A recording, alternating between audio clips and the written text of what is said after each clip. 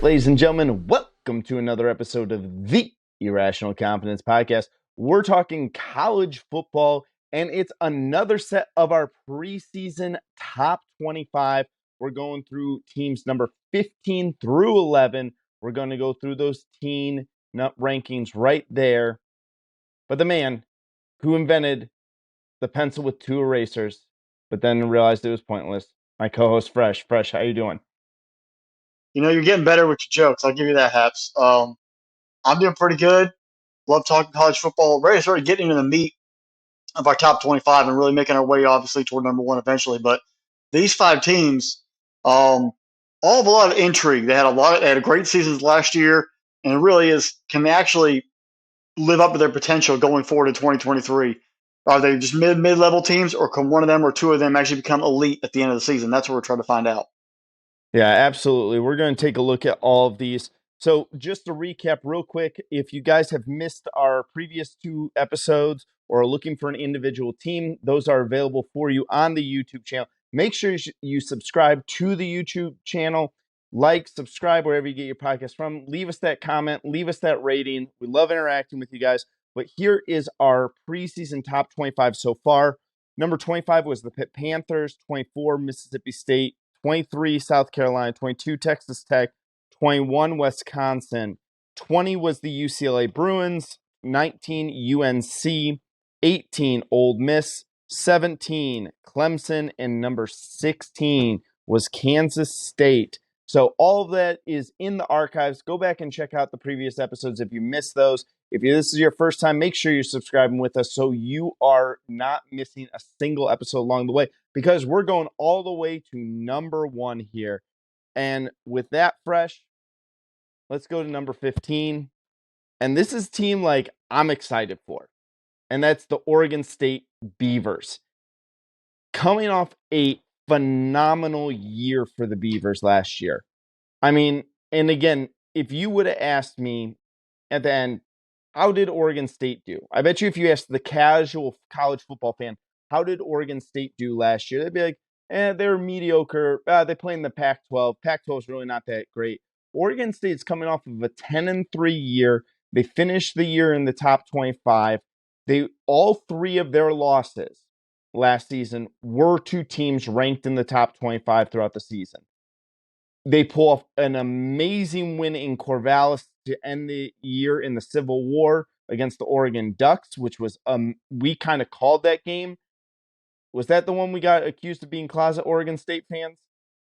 Yes, that was the game we got accused of being closet Oregon State fans. Well, guys, you don't have to accuse me of being a closet Oregon State fan this year. I am fully on the bandwagon. I think this Oregon State team is going to be really, really good this year. I think that there's a lot of things that are very intriguing to me, but I'll turn it over to you, Fresh. Talk to me a little bit about how you're looking at Oregon State going into 23. Well, I think the biggest landscape is that a 10-win season in Corvallis is very rare.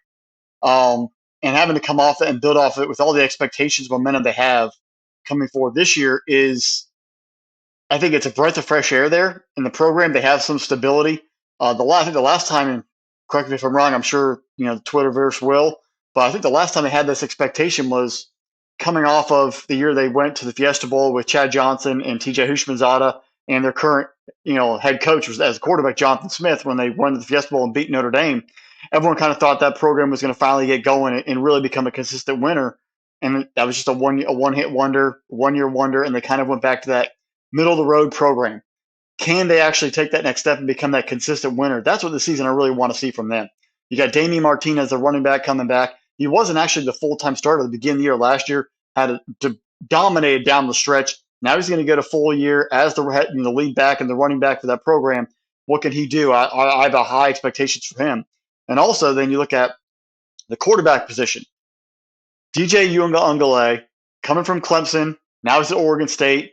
He's already made it publicly well aware that he was restricted at Clemson. The offense was not very imaginative, innovative, didn't use his skills. It was very, basic. And he's really looking forward to this offense here at Oregon State and what he's going to be able to do. That's great. You can say whatever you want. That's kind of like talking bad about an ex. It's like, oh, I'm so fantastic. They really sucked. But now the pressure's on you because you actually basically called out that program. Can you actually win? Are you actually better than what you were at Clemson? Can you actually throw the football? Can you be mobile? You showed flashes at Clemson, but you were very inconsistent. What can you actually do here in Corvallis? Those are the two real big kickers because now the pressure's on. People are coming for them. You have a quarterback there, you have a name, and you have a stud running back. How can this team build off of that and go forward? Last year's team was really built off the defense. They were second in the Pac-12 in points allowed with 21.4 a game, second in the Pac-12 allowing 342 yards a game. They were third in pass yards allowed, and they were second in rush yards allowed. So the defense carried this football team. They played fantastic. They got off the field. They limited those vaunted offenses of the Pac-12 from really torching them. And that helps a running game, a great defense. You can build off that. You play small ball in essence, and that's how you win. That's what we're going to have to do this year. You don't want to put DJU in situations where he has to win the football game by himself or has to throw to win. You want him to manage the football game, be smart, maximize situations, but not have to put it all on his shoulders. The receiver depth is going to be a lot of bunch of mixing and matching. They don't have a five-star receiver. They don't have the receivers like they do at Washington. They don't have the blazing speed or receivers they have at USC. They're going to have to find guys to be possession receivers, work with the running game, and manage the offense to be successful. Now, last year, they did have the fourth best rushing attack in the Pac-12. They averaged 196 yards a game, but they had the second worst passing attack. They only threw for 199.5 yards. They've got to be able to find a more of a balance there because you're going to have to throw. You start playing the Washingtons, you start playing Oregon again up in Eugene, USC's on the schedule again. The offenses in the league are so amazing. If you want to take that next step, you're going to have to find a way to throw for about 250 a game and run for about 190. You're going to have to find a way to score for about 35 to 40 points a game because everybody else is. The defense, 21 points is fantastic. Can you keep that going forward? Not totally sure. You're going to have to score more this year to be able to be a little more consistent and actually compete for that Pac-12 title. I think that's where the real key lies, taking that next step from those perspectives. When the offense only scored 32 points a game, that's not bad for most leagues, but that's fifth or sixth in the Pac-12. That just shows you how good the rest of the league is. They're going to have to elevate there. I think if DJU can back up his talk, they have the opportunity there. They've learned what they did good. You have a full offseason to see we ran the ball well. We can identify the passing game. That's going to help, and it will also help the defense, especially if you can score more points and create a little more opportunity for the pass rush. It allows the defense to play a little looser in situations and not feel like they're going to get beat in bad times. So that's going to be a help. When it comes down to it, the schedule is going to be much tougher than it was last year, and they're not going to sneak up on anybody. You start out at San Jose State to open the year, and then you host San Diego State in week 3. You got two pretty good teams in the Mountain West that are going to compete with you and give you a nice little test to start the year.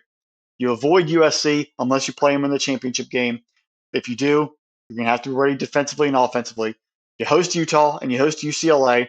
That's two perennial good solid offenses from the past couple of years. Utah's been an amazing defensive team. Both of them coming to your house is a big advantage.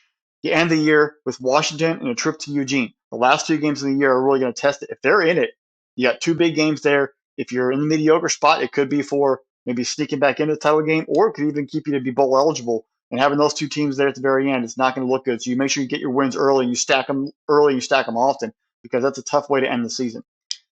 Outside of Oregon, though, the road trips aren't very tough. You go to Washington State, Cal, Arizona, Colorado. If you can win on the road and manage your home schedule, you're in great shape. That's what this team's going to have to take care of. You have to running games and defense, win on the road. You're already in a great spot there. If you can take them to those locations, take care of business, you're in a great spot. I think the floor for this team is 7-5. If they start, if DJ Ungole really struggles, the offense gets caught up, the defense maybe has some leaks that they didn't have last year. It puts them in a tight spot. But I think the ceiling, though, could be 10-2, and they could beat 2 of the big 4 on their schedule: Oregon, Utah, UCLA, or Washington. If they can win 2 of those 4, they're a 10-2 team and potentially playing for a Pac-12 title. It's going to be really interesting to see how Jonathan Smith manages expectations of that team, because right now everyone's telling them they're fantastic. And obviously, we're putting them 15 in our preseason poll. If they can manage expectations, play solid defense like they did last year, and improve on offense, they're in great shape to make a lot of noise and potentially even compete for a New Year's Six bowl. So, Fresh, I'm excited for Oregon State a lot. I've been looking quite a bit into them, and you covered a lot of the points I have in my notes here, and I'm going through it. But you point out a few really interesting things on how special this is going into the 23 season for the Beavers. Oregon State started playing 10 football games in 1957. Since 1957, they have had a grand total of 3 seasons, 3 seasons of more than 10 wins. From 2015 all the way to 2018, they had a total of 9 wins in those seasons. So this is a fan base that went through the really, really rough time. This is a fan base that you didn't see a lot of. You could go to school there and get a graduate degree and still not see a team that was a 500 ball club. So what Jonathan Smith has done at Oregon State should be commended. The other great thing is you talked about their schedule at home versus on the road. So I noticed that too. And I noticed that very early on, Friday night, they get Utah in Corvallis at the end of September. UCLA, middle of the month of October, they're coming to Corvallis. Washington, late November, coming to Corvallis. And then you got to go to Eugene, like you say. In the last 2 years, Jonathan Smith has Oregon State at 12-1 at home. That's impressive. They have really, and we talked about it last year when we were going into the Civil War game, is about building the dam. I know we're making the beaver metaphors here, but building the dam around that, protecting home field and being able to have this great defense. They had an amazing defense last year, and people don't give them enough credit. They're second best defense in the Pac-12, as you talked about. They have a lot of talent on that side of the ball. They have these two really, really great running backs. And I don't think that there's going to be as much pressure on DJU. I know he's ran his mouth a little bit, but to start the season, the eyes aren't going to be on him. The eyes are going to be on what does USC do after their two clunkers of a loss to end the season.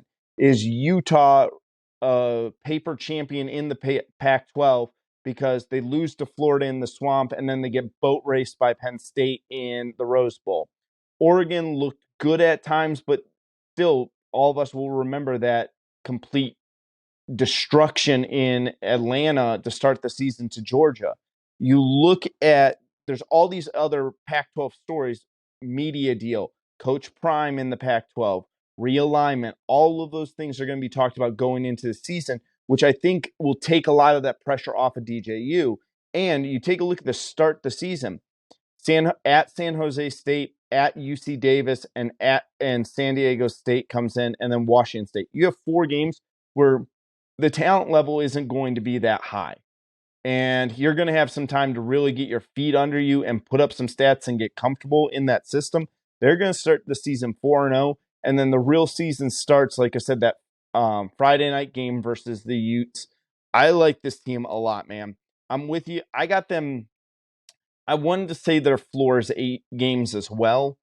I have a feeling I'm going to stretch this a little bit more. I'm going to say their floor is 9 wins.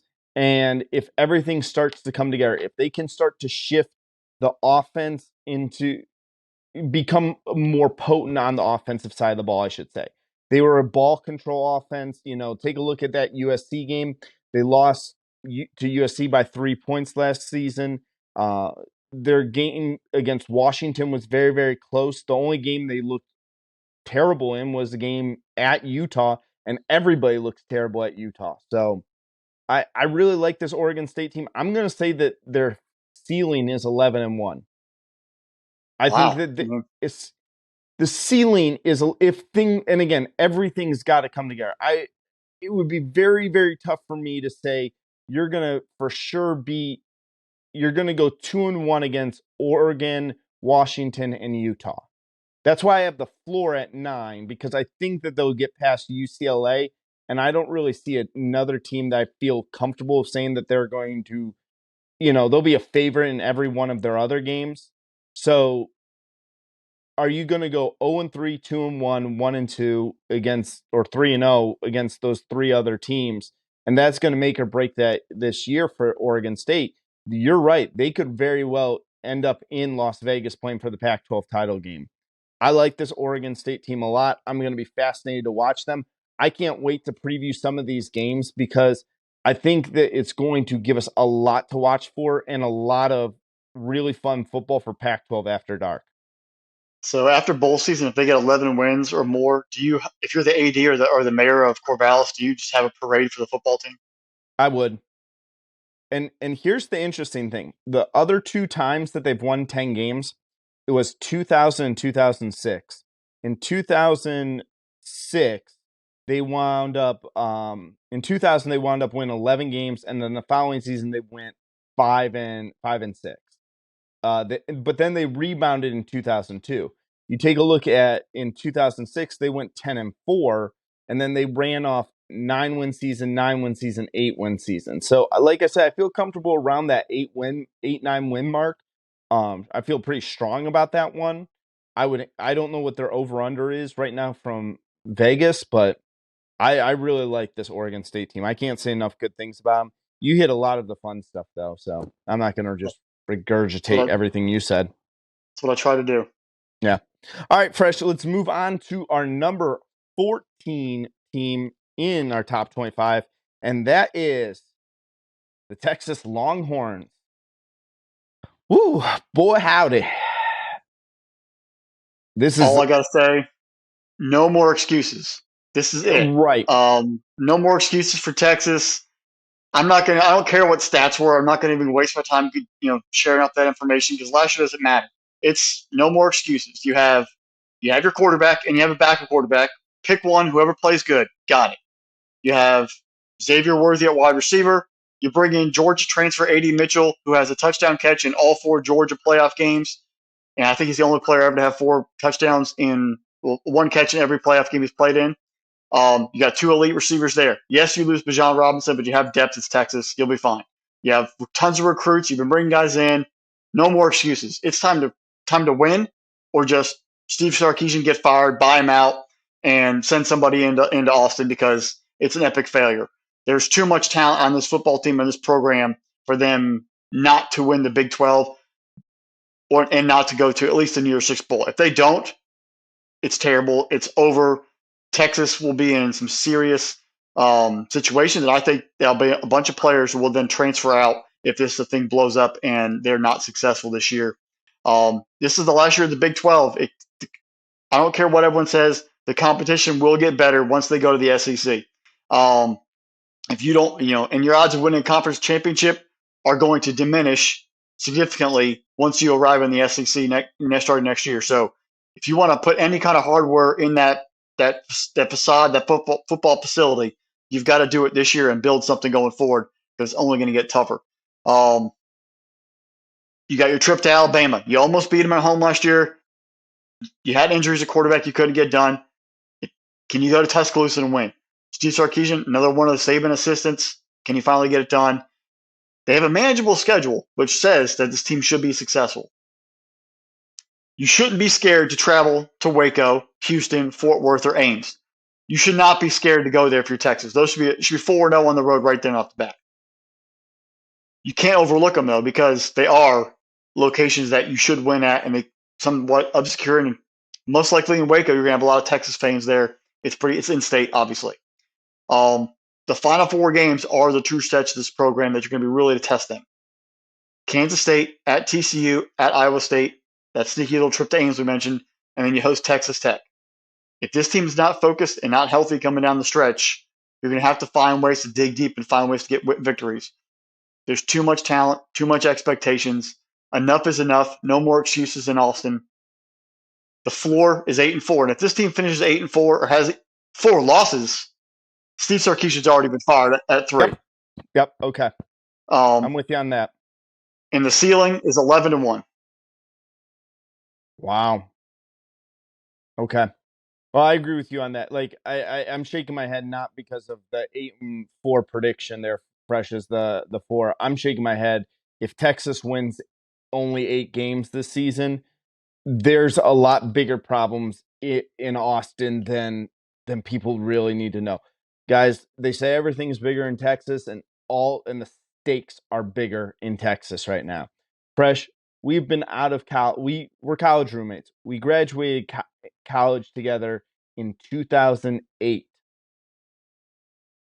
Since then, 15 years ago, we celebrated our 15-year college graduation.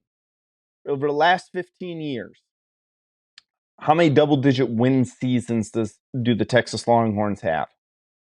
You got any idea? Ooh. I'm going to go with 3. It is 3. Oh 08, Wow.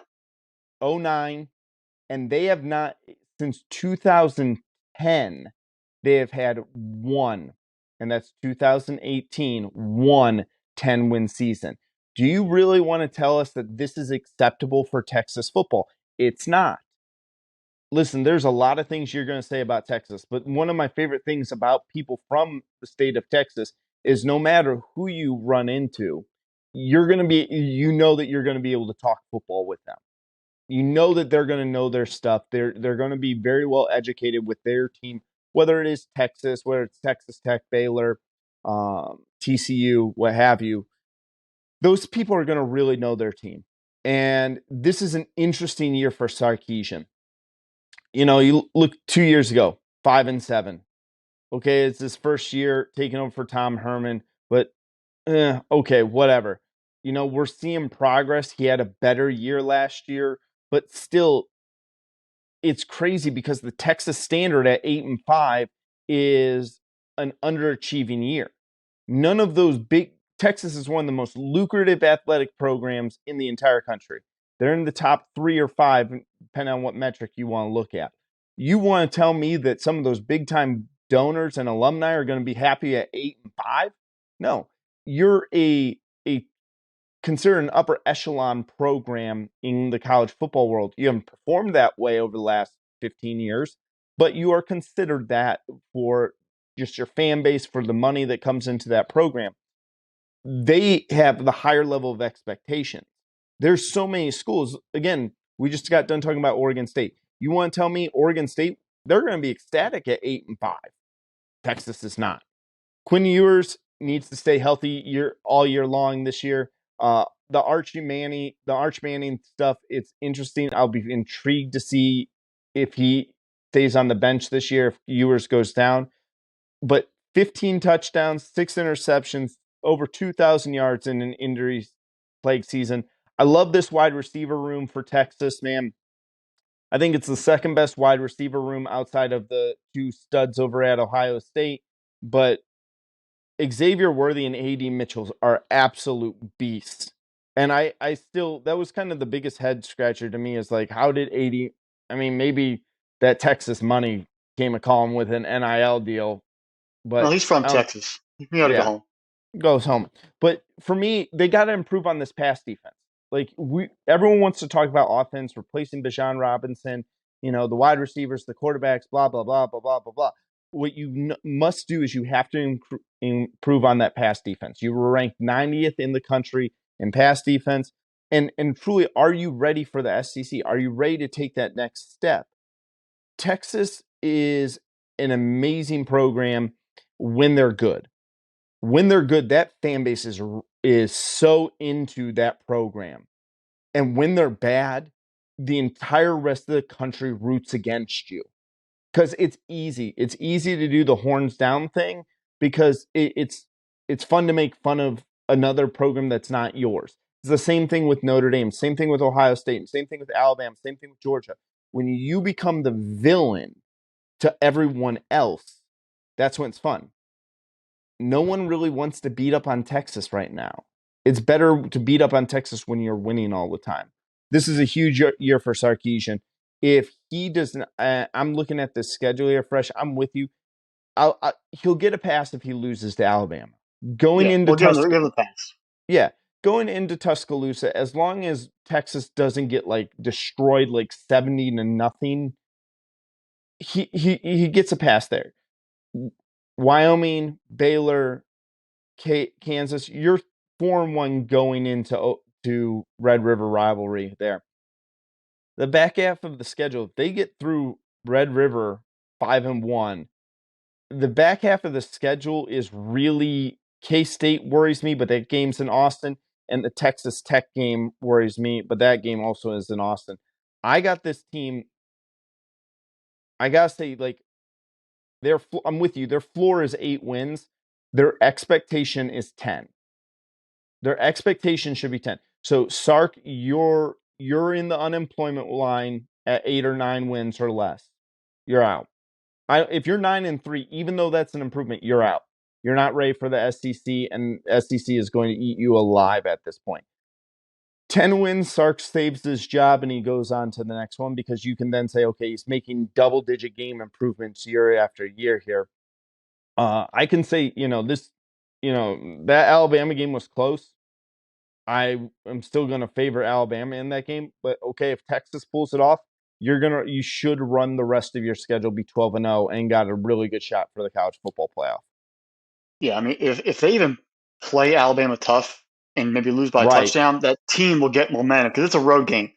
right, If they get blown out, that actually might kill the souls of the football team because they're going to hear it from everybody that they got embarrassed on the road.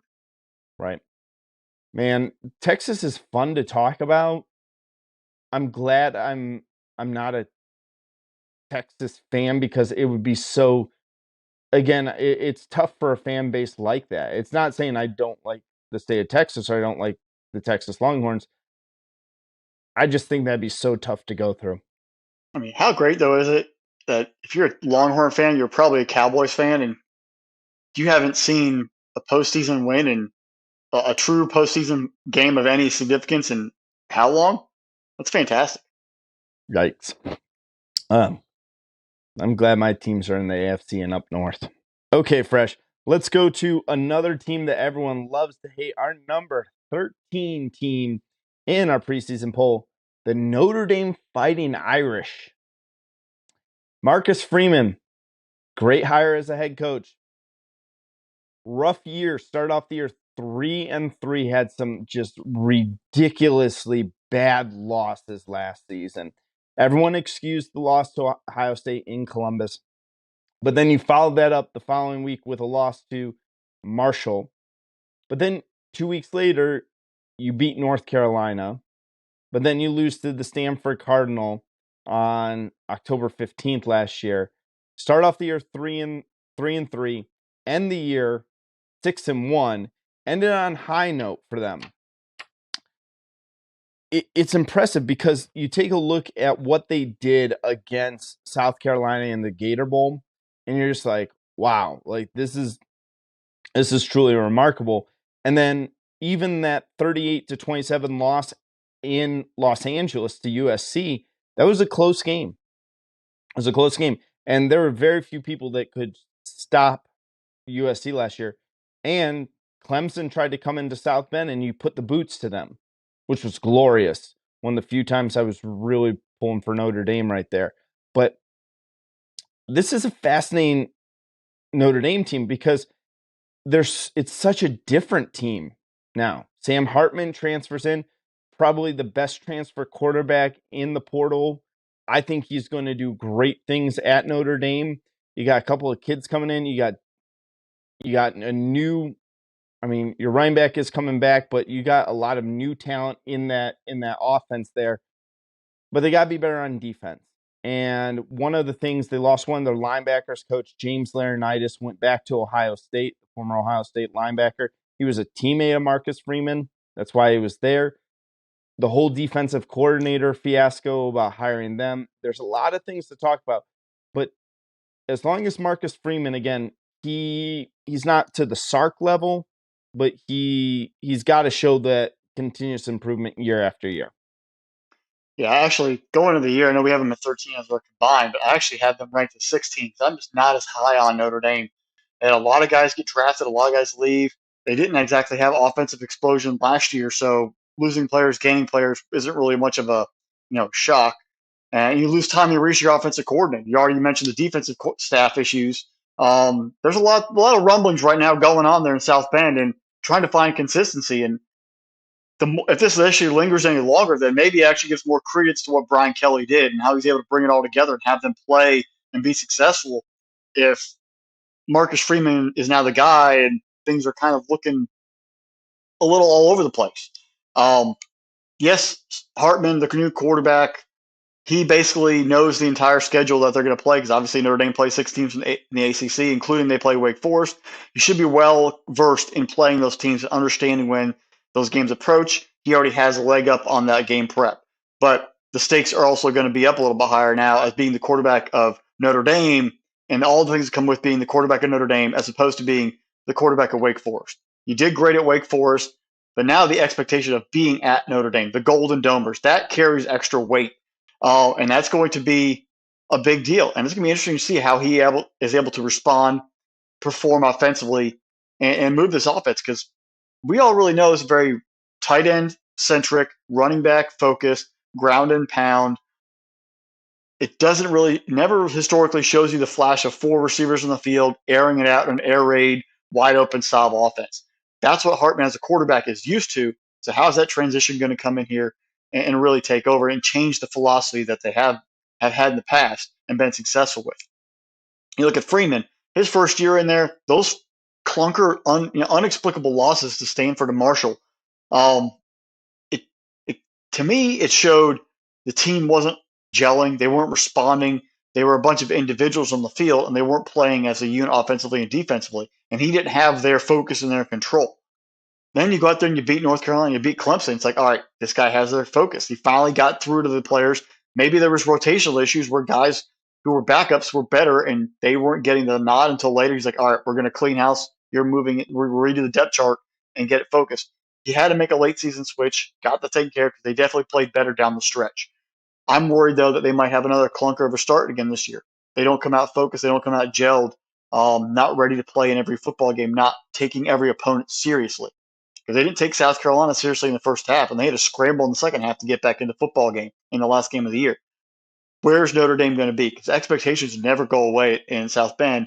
How is he going to be able to handle it? Because if there's another slip up, like you mentioned earlier, I'm not saying he's going to get fired, but you start the heater starts turning up pretty quickly.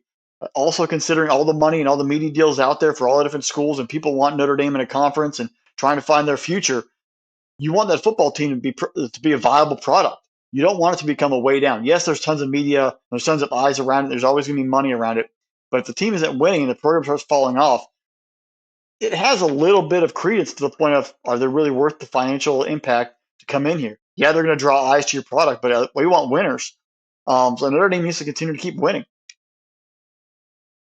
They have a 3-game stretch of USC, Pitt, Clemson. That's going to make or break this entire season. If they can show up and win 2 of those 3, they're in great shape, and they're maybe even looking back at a potential New Year's 6 or even on that 9-10 win frame. That's going to be it. They do get Ohio State at home. Ohio State's going to be breaking in a new quarterback. Who knows that quarterback's going to be? We have not heard anything yet. Maybe that gives them a chance, early on in the season to, shock them. It's going to be the first true road test for that whoever that quarterback might be. How are they going to be able to get in there and make plays and maybe have something special for them? That defense last year, they played great against C.J. Stroud in that group, but offensively, they eventually just couldn't score and it wore down late. Maybe it'll have something special for them in South Bend. You never know. I think the floor for this team is 7-5, just because we don't know what we're going to get on offensive consistently, and we don't. There's so many holes in that defense right now to understand what we're going to get. But if they put it all together and this team comes through and they play physical, they play tough, they play like the Marcus Freeman defense we saw when they had Cincinnati and he was there, this team could really take some, make some major strides and really become back to what they were after the 1-year blip. I'm going to call last year a blip. They didn't look great. They can get to maybe 9-3, maybe 10-2. I'm thinking 9-3 is more of the ceiling of this football team. They're in great shape. If they get 10 wins, Marcus Freeman has Notre Dame back, and they're locked in going forward. But I think 9-3 is the ceiling for the football team. Yeah, Fresh. It's going to start off with Sam Hartman. It has to start and stop with him. And when we look at what he did at Wake Forest, the last 2 years he's thrown 77 touchdowns there at Wake Forest. He had A.T. Perry over there, who's now in the NFL. Good wide receiver, not a great wide receiver, but a really good wide receiver. But then you take a look at what he did. Threw a 6-touchdown game against Clemson. That's a really good Clemson Tiger defense there. He threw 2 touchdowns and had 230 yards against Florida State. NC State, which probably had the best defense in them or Clemson and would have the best defense in the ACC. He did lose that game and threw 3 interceptions, but he still had 2 touchdowns against that. Sam Hartman is a very, very good quarterback. I don't think when he was at Wake Forest, he played behind an offensive line that had a left tackle like Joe Alt.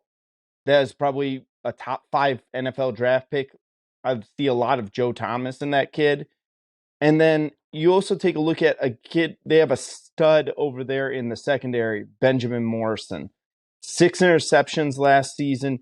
He has that huge, huge game against Clemson. 7 tackles, winds up having an interception in that game. He has 2 interceptions in that game. Takes one of them back for a touchdown. Also had 3 interceptions against BC. An interception during the bowl game there. That kid is really going to start making a name for himself because he didn't start playing until November, and that he's going to be a really, really good cornerback there in South Bend. I struggle with Notre Dame here, and I'm with you because I see none of us saw the Marshall or the Stanford loss last year. That Navy game is going to be tough because anytime anyone tries to play against the midshipmen in that triple option, like unless you routinely go against the triple option, it's not an easy offense to scheme against. That game in week 0 in Dublin is fascinating to me. I think Notre Dame will win that game. I think they'll have more talent. But again, the Ohio State game, it is in South Bend, but Ohio State definitely is going to have more talent than you do. Doesn't mean talent doesn't always win, but they're going to have more talent coming in, even with the new quarterback. The real games that I need to see, though, I'm with you. That 3-game stretch, USC, Pitt, and then going down to Clemson at the beginning of November. Those are the big games for me. I'm with you. I got this floor. I'll say the floor is 7-5. I'll say the floor is 7-5. But what if Sam Hartman really becomes another level? What if we talked all last year about Dylan Gabriel and moving from UCF to Oklahoma, and we thought, Dylan Gabriel had never had these type of resources around him, never had the type of recruits that go to Oklahoma. Wake Forest is not getting the type of recruits Notre Dame's going to get. They're not going to have the talent that's going to be there. Sam Hartman could take them to the next level. He really could. I see this as their ceiling. I'll say them as a 10-win football team with, I believe, the only 2 teams that are truly, truly better than them on their schedule is Ohio State and USC. I got them at 10 wins as a ceiling. But the floor, you're right. There's a lot of things to gel together. There's a lot of questions in South Bend. I got them at 7 wins for a floor. If they beat Ohio State, Watch that will out. have serious reverberations for multiple teams. And we'll just put Yeah. it that way. Yeah. Understatement of the year right there. That's going to send shockwaves through the That landscape. that puts the playoff hopes in serious jeopardy for Ohio State right off the bat, because could be a loss that could glare on their record, and it could also vault Notre Dame. Yeah. But then if Notre Dame uses that to run the table and Notre Dame sitting there at 12-0 or 11-0 later in the season, then again, looks great. So you're right though. I'm 100% agree with you on that one. You're right. That would be, watch out.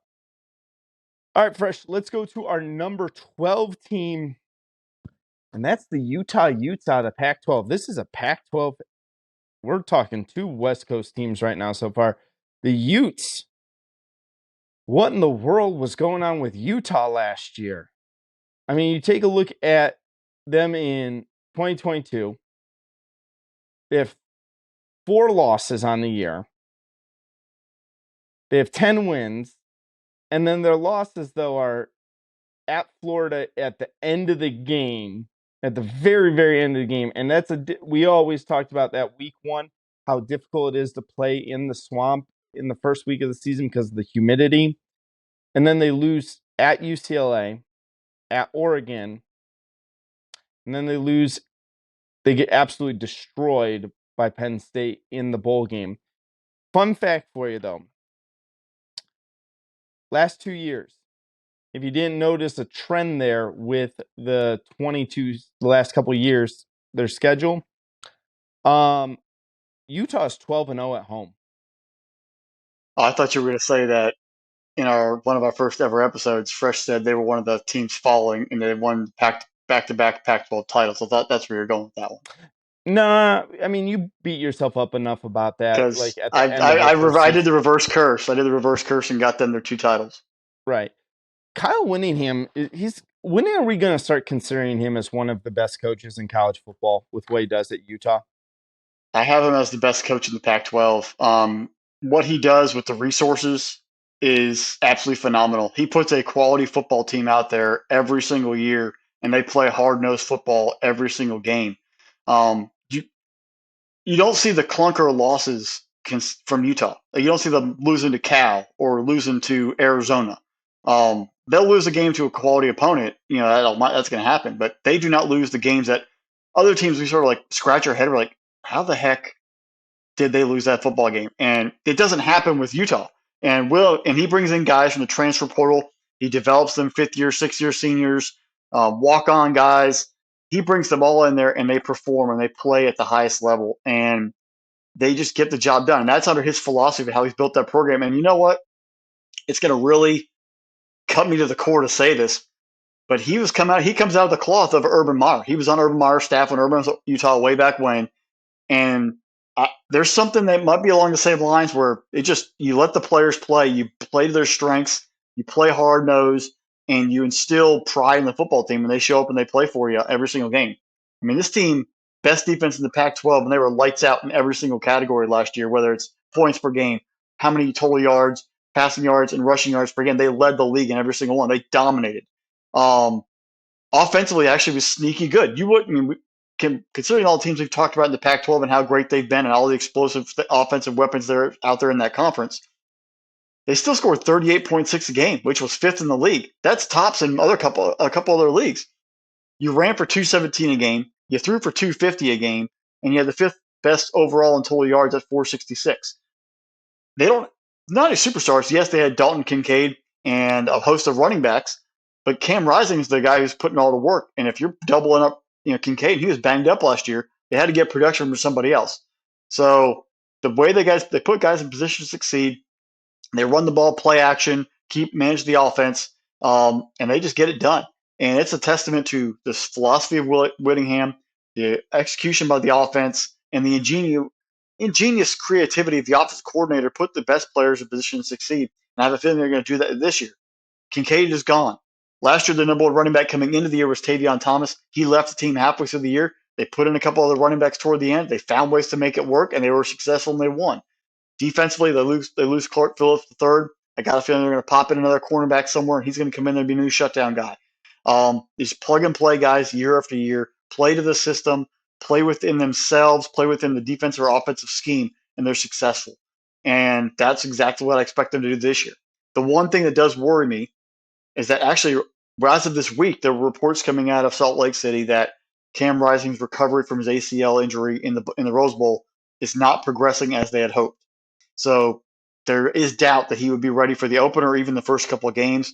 There was still maybe a 50-50 chance even playing for Florida going into it. Now it's even looking less and maybe even a little bit longer in that delay. So that does put worry and some thoughts into my mind about how this offense will look early in the year if they don't have Rising, they don't have that stability at the quarterback position, especially with Florida coming in. Like we said, you don't know what you're going to get in that first game. That's what worries me if they get caught behind the 8 ball, if you will, with the injury sort of lingering, him trying to maybe come back too soon and be actually being detrimental to him and the team offensively. So that's the real key for Utah right now. If he's back ready to go week 1, this team is in a great shape once again and move forward. The schedule, though, is a big test. They are not being given any favors this year.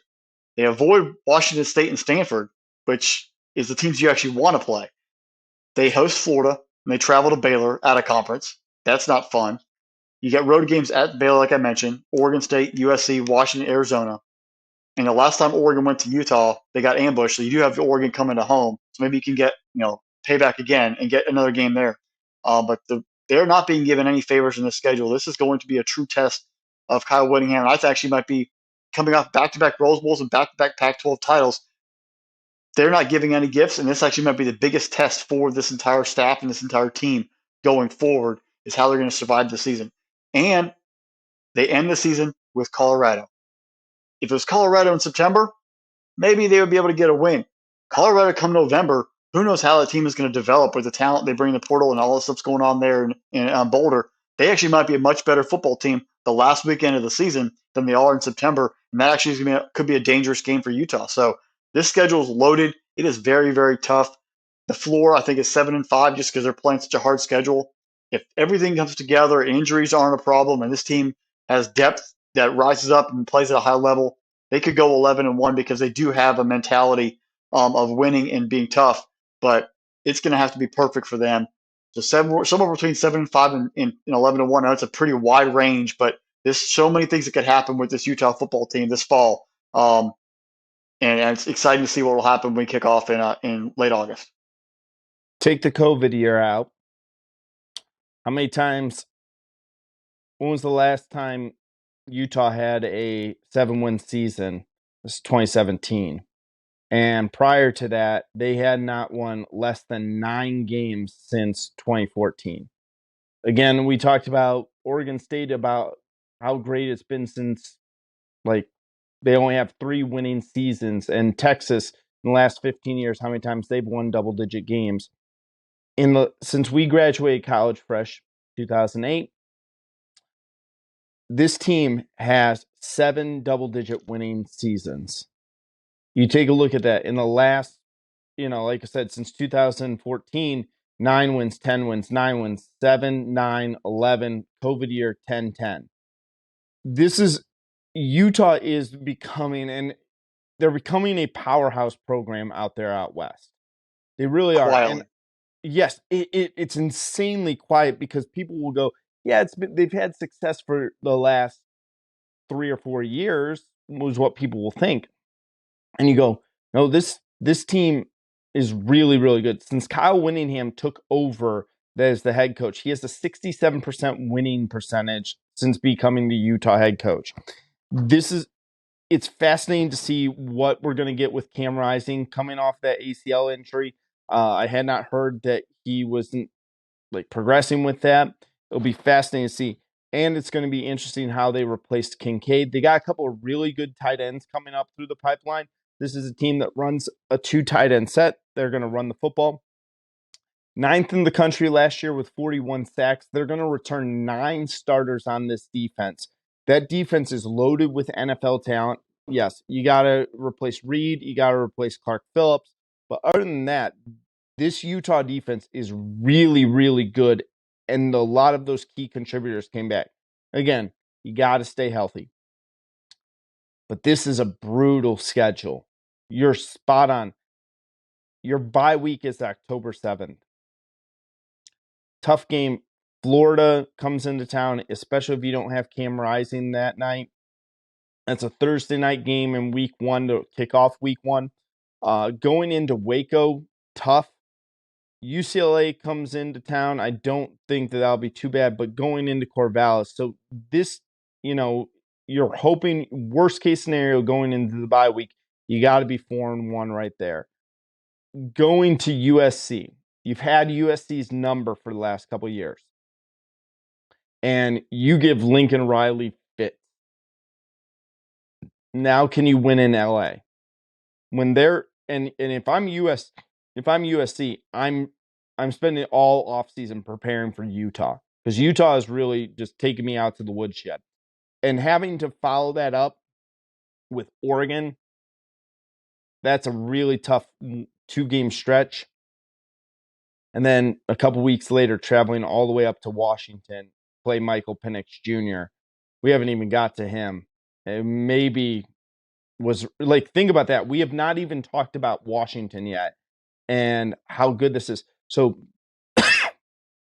going through, this is an impressive team. It's a tough road to hoe. I'll say that the floor is 9. I'm going to bet on Kyle Whittingham. I'm going to put some respect on his name.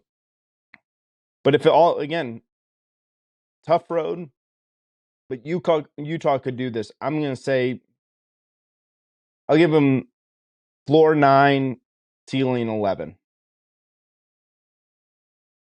I mean, it's just what he does. I think, I was doing research on, all the Pac-12 coaches early on. If you want to check out the article, it's on spinablesports.com. But you sort of go back through and just you rattled off all the wins. You're like, this guy just finds ways to get victories. You don't see that they don't put 20, 15 guys in two back-to-back classes. You don't see 20 Utah players getting drafted in back-to-back years combined. It's not like an Alabama or a Georgia or USC or Ohio State or Michigan where they're just churning out players left and right. These guys are coming in there. They're working hard. Some of them make practice squads. Some of them are undrafted dudes. Some guys just go off and enjoy life after football. But when they're there at Utah, they give everything for the entire state, and they play for each other and they play for their coach, and the coach loves them. These guys love each other, and that's kind of where the culture thing comes into play. Where sometimes it's not always about X's and O's; it's about culture. And if guys are fired to play for each other, they show up on game day and they make things happen. Yeah. I again, I got a lot of respect for Utah. I do. I really do respect what Kyle Whittingham's doing out there. So let's go to number 11. And it's our third team from the Pac-12 in this group of 5. It's the Oregon Ducks. Quack, quack. Quack, quack, Mr. Ducksworth. So which Oregon Duck team are we going to get this season? I keep asking myself that. When I was preparing for this, is it the team that went into Georgia and looked just so out of place, so inept? And then after the Georgia game, like, we kind of all wrote Oregon off for the year. And they wind up winning, 8 straight games? I think they went to 8-1. I think we And were then, talking about early November that they could have even made the playoff. right. And then that game versus Washington was just such a great back and forth game. Washington was a really good squad last year.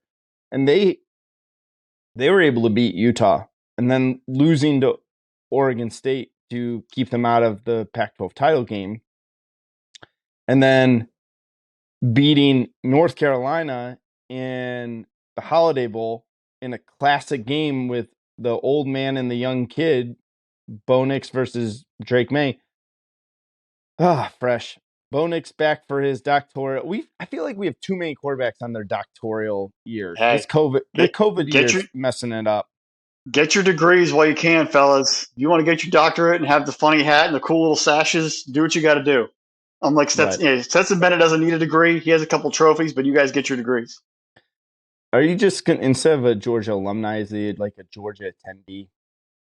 A participant. Participation trophy. Yeah. Yeah. So let's talk about Oregon going into this season here, though, Fresh. Bo Nix is back. You take a look at what they're returning. Bucky Irving is back. Knowing Winnington is back. Bucky Irving, 5 touchdowns, 1,000-yard rusher, 6.8 yards a carry. Knowing Winnington, again, over 700 yards, almost 800. He had 5 touchdowns. Bo Nix has got to run the ball a little bit less, though.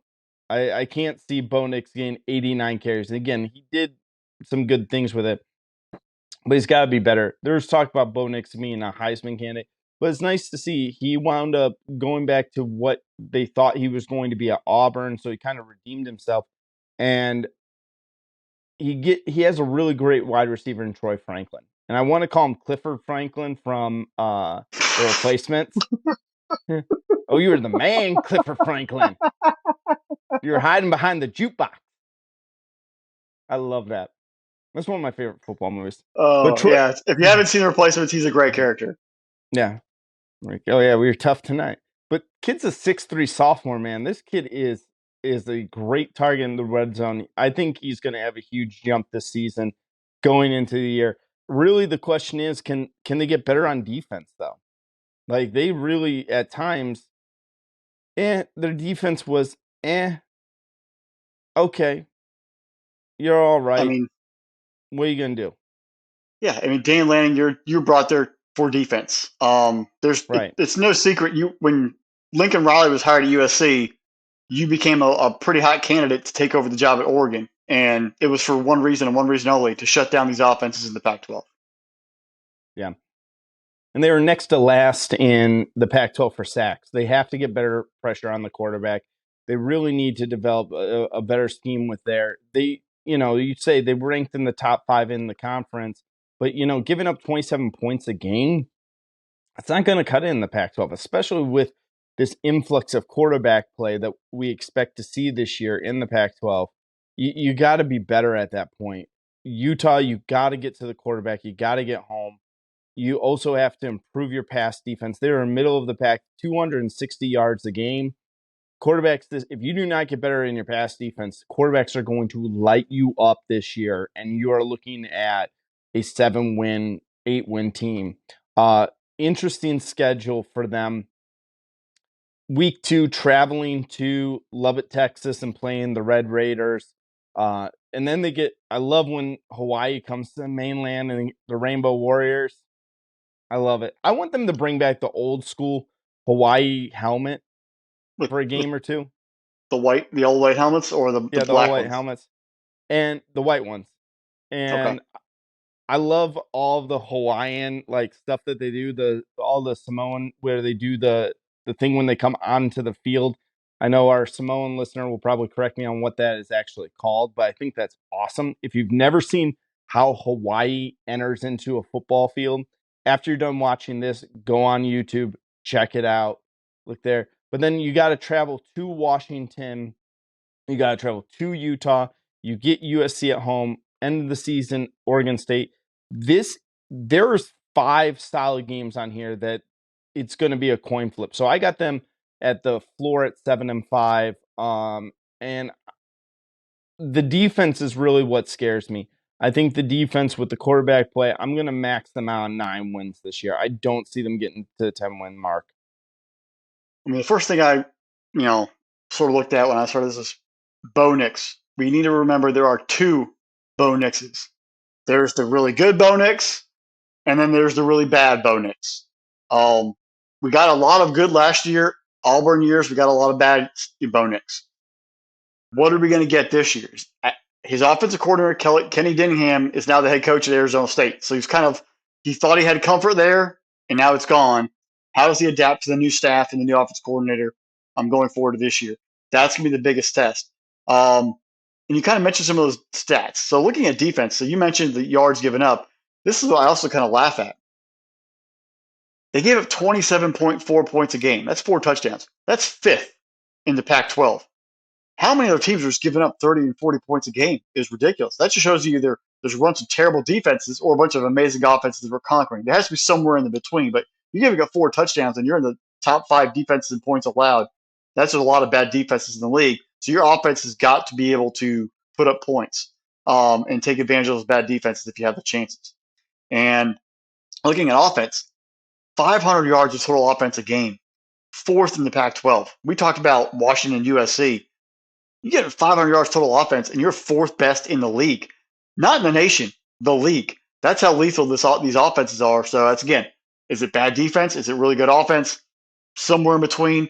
We'll see what happens this year. But that's going to be they got to keep that pace, and he has to do a little bit less running, trust his running backs, and throw the ball a bit more. Because if you want to go to the NFL, I think Bo Nix is trying.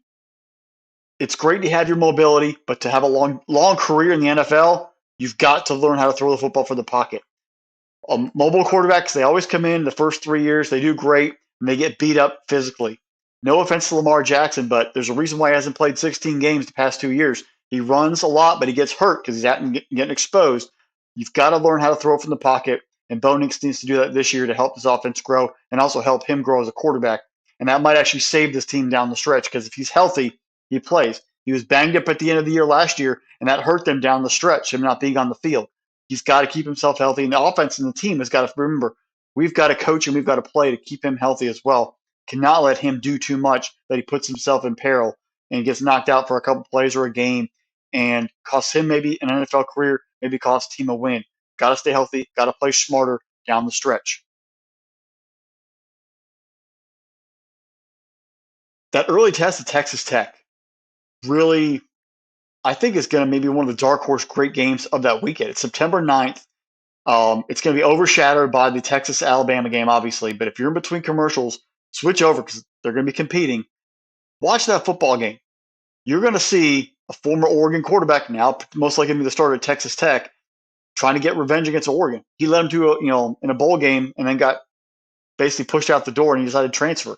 Maybe he gets a little payback. It's going to be hot in Lubbock, Texas. How does Oregon come from the Pacific Northwest where normally it's historically cooler during the summer, coming down to the heat of West Texas. It's going to be an interesting football game. It's going to really test both those programs, see where we're at. And Dane Lanning, in the end, you had year one, you were successful. Now we're going to find out what the true rubber meets the road here. Are you actually a great head coach? You've had two classes of recruits coming in. You had a chance to really put your full staple on this program. It is yours truly from the identity perspective and the roster build, especially from the transfer portal. What can you actually do? Were you a one-hit wonder with a lot of great players from previous regimes, or did you actually build a team that can withstand and actually compete nationally and in the Pac-12? It's a big year for Dan Lanning and see if he can get outside of Kirby Smart's shadow and really show that he's also a worthy head coach and can actually win at a high level. That's what I want to see this year. The floor 7-5, and I think the ceiling 11-1 with their loss either to USC or Utah. So it's a big change up there, and if they struggle, they might become an outlier when it goes forward in the ever changing Pac-12, where this was the last year at USC and UCLA are there, and who knows how that profile and that footprint is going to be going forward. Yeah.